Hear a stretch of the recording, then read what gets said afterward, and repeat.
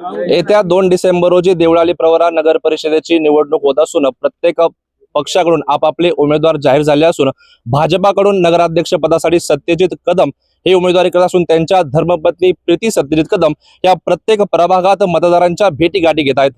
आज प्रभाग क्रमांक 9 मधील उमेदवार वसंत कदम आणि चंदाराणी गाडे यांच्या प्रचारार्थ प्रीती कदम या मतदारसंघात आल्या असून मतदारांच्या भेटीगाठी घेत आहेत।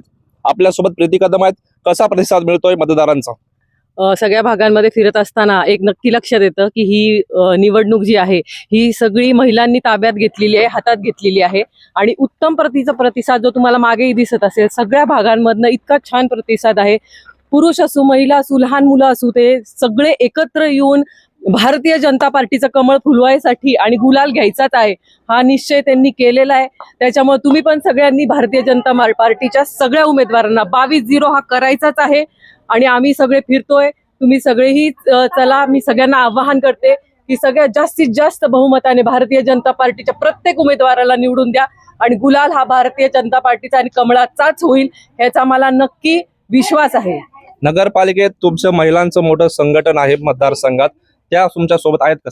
सर्व माझ्या सोबत आहेत। सगळ्या यावेळेला तर एक वेगळं सांगता येईल की दरवेळेला जसं राजकारण म्हटल्यानंतर पुरुषच इन्व्हॉल्ड असतात, तर मी अगदी ठामपणे तुम्हाला सांगू शकते ह्या वेळेचं इलेक्शन पूर्णपणे महिलांनी हातात घेतले आणि ते संघटन रस्त्यावर उतरलेले आणि ते मतांच्या रूपात तुम्हाला नक्कीच दिसून येईल।